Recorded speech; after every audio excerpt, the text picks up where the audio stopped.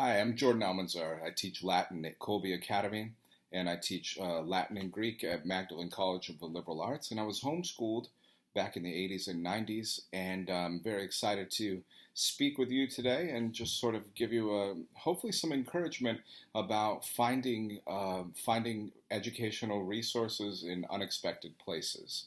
Now, we've all heard of what we call these flyover states. And when I was growing up, I lived not only in a sort of flyover state, it was Colorado, but at least my part of Colorado was flyover. It was a drive past town that I lived in.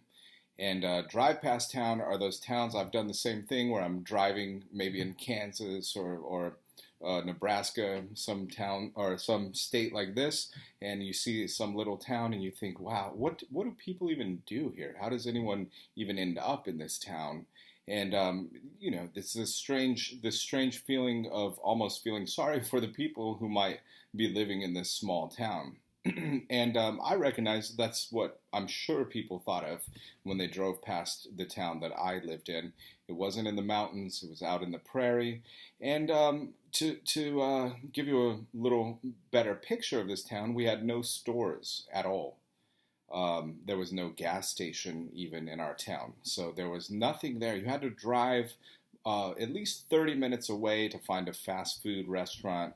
To go to my doctor's office as a child, we had to drive an hour. And yet they had a strong school system there, a public school system. But my parents went another way.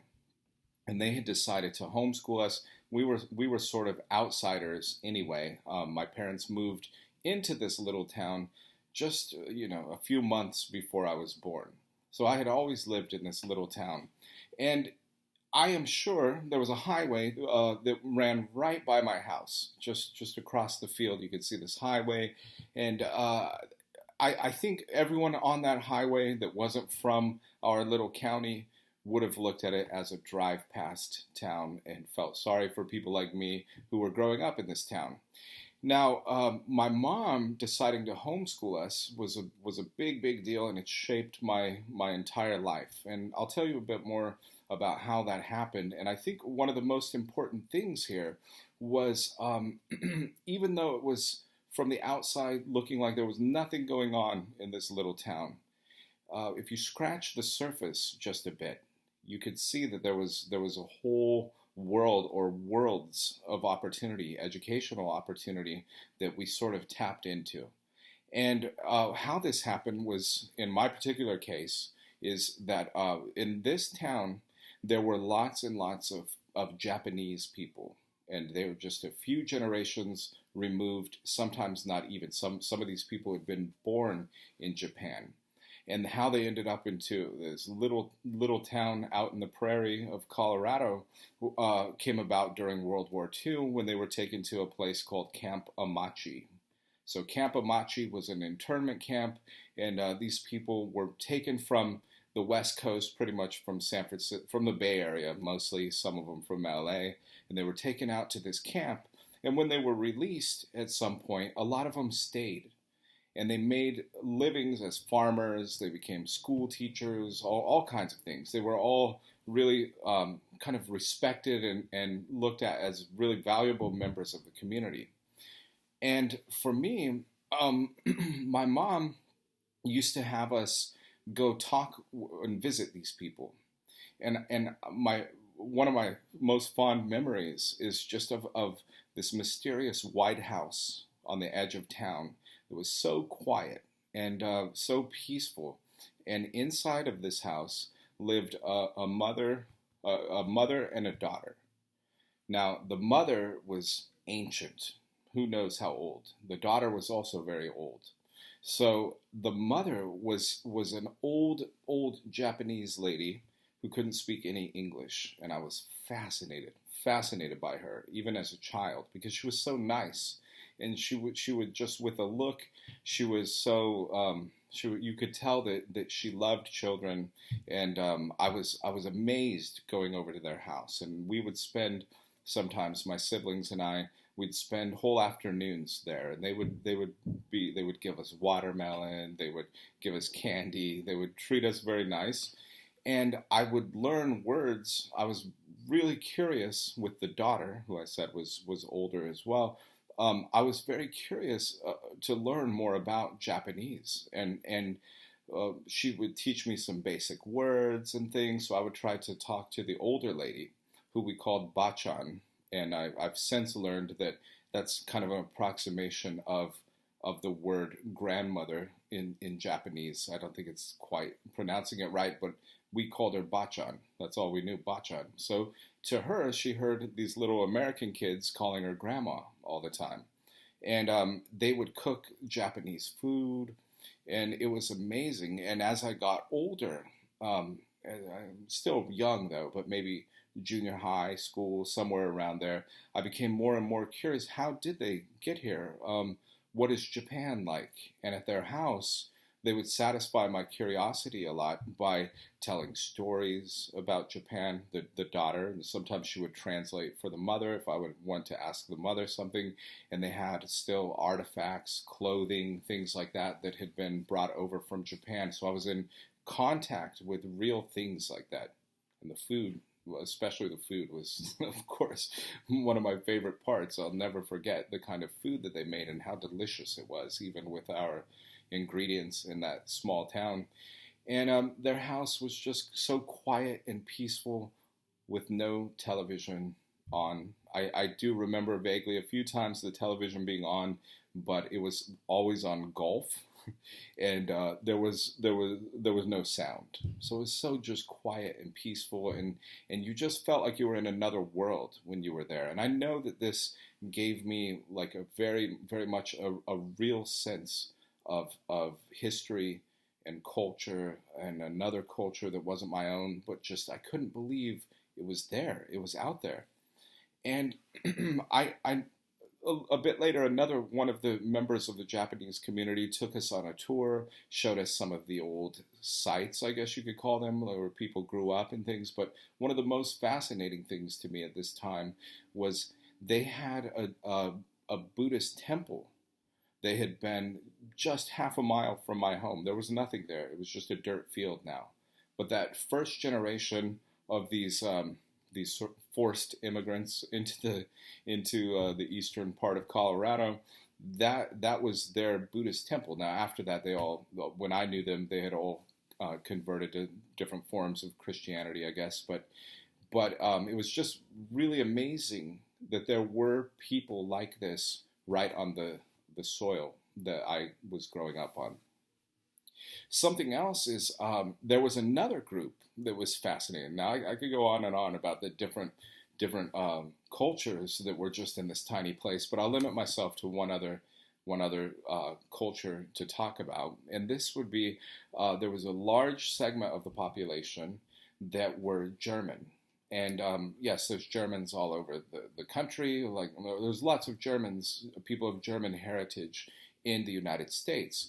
These people were what are called Volga Germans, and so they the ones that were my age and even a generation older didn't really know their history. They would say, "Well, we're German, but we know we came from Russia." So if anyone's curious who's hearing this, Volga Germans, you can learn about how that ended up happening. I knew nothing about it at the time. What I did know was an old lady, once again, and the Germans had come there just to work in the sugar refineries that for some reason sugar beets grow really well out in that soil. And so there was a large population of them there. There was an old lady there, very, very old, and she had a thick accent. And we just knew her as Grandma Gerlach. So it's just another grandma. We had Bachan, we had Grandma Gerlach. And when I say we, I'm talking about my siblings, because most of the time that we were around these people and others that I'm not mentioning, I'm just limiting it to a few, was during school hours, because they were our neighbors. And my mom would send us outside. She would tell us, go see what Bachan is doing, go see what Grandma Gerlach is doing. And they were so welcoming that we would spend a lot of time with them. Now, this German culture wasn't as distinct, of course, as the Japanese culture, but there was one area where it really stood out, and that was with the food.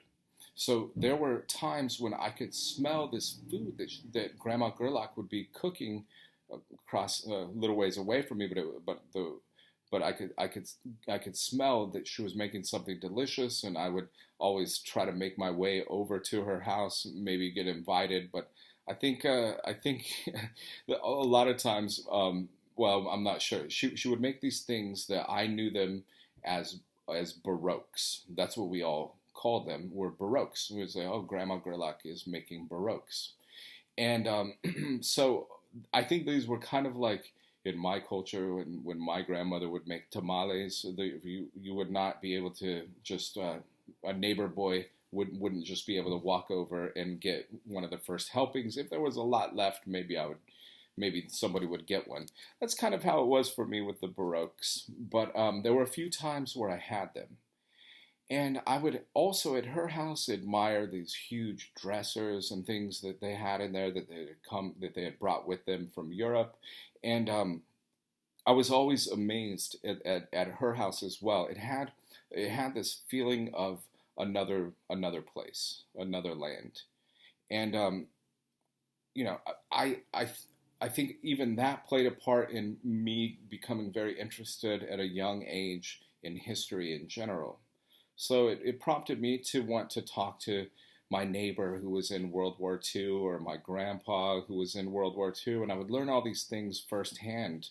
And that's really played a part with me as I've gone through my own postgraduate studies and things, learning from firsthand sources, things like that.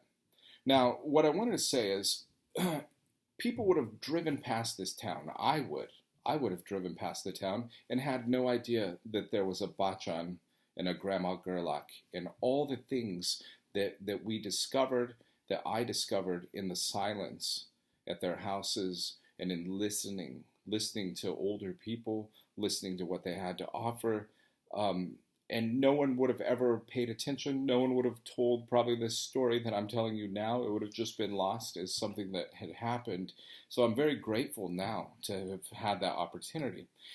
I would say, in fact, I think I spent more time with them than their own grandchildren did, because the grandchildren were off in school while I was kind of roaming the streets looking for baroques and delicious Japanese food. So I think what this caused was if I had been in traditional school with my friends, with their grandchildren, I would have missed out on these opportunities. Most kids want to fit in school, and I was thinking about these places where these people came from. I wanted to travel. I was thinking even when I was young, oh, I would love to go. What was the name of the hometown that Bachan comes from? And I would, try to make mental notes or write it down, things like this, thinking I want to go there someday. It felt just like another universe to me in this little town. All of this took place in this little town, and it was if you want to say multiculturalism that was totally organic, something that a textbook could have never taught me. You could have never replicated. It was just organically found in our own situation. And just to finish off with this story a bit, I'll tell you, when it was years later, just a few years ago, in fact, and I was walking down the street in Germany where I was doing my studies, and the street Lange Geismar Street in Göttingen, the city that I did my studies, and I got this smell, and it reminded me. It brought everything back, everything. The whole sensation of being a child in this little town, in fact, came back to me in just an instant from this smell. Well, it was coming out of a Turkish bakery. I'd walked past it 1,000 times, 10,000 times, I don't know. I'd never had this smell. So I went in and I asked what they were making. The guy pointed to a sign and it said Burek. So we were saying Baroque, but Burek. And it was the Turkish German spelling of the same kind of food that this Eastern European lady had made across the alley from me as a child growing up in Crowley. I think it was amazing. It was an amazing experience, and now I know what they are. So finally, Well, I wouldn't Google Baroque food and find things, like lamb chops and mutton and things like that from the Baroque period, but found the food that I had been searching for, which was amazing. So I guess in all of this, what I want to say is make the most of what you have where you are. If you scratch the surface a bit, you will see that underneath there's a lot more just where you are. And if you have children who have access to conversations and things like that, experiences with older generations, I think that is so important, and it's one of the things that we're really missing when children are in traditional schools all day. So it sort of separates the old from the young, and everyone who's doing meaningful work are adults mingling together, but we exclude the other ones. So try to bridge that gap, and then really look in your own area. Local history is a great idea. Just try to learn about the place that you are in now. And there's no reason to say, well, when we move to another place, then we'll have all of this available to us. And I'll leave you with this. I found it fascinating at the end of a class this year. We were reading Seneca, and he said, the highest good does not seek help from outside. It is cultivated in the home. And so try to remember that. The highest good doesn't seek help from outside. It is cultivated in the home. God bless.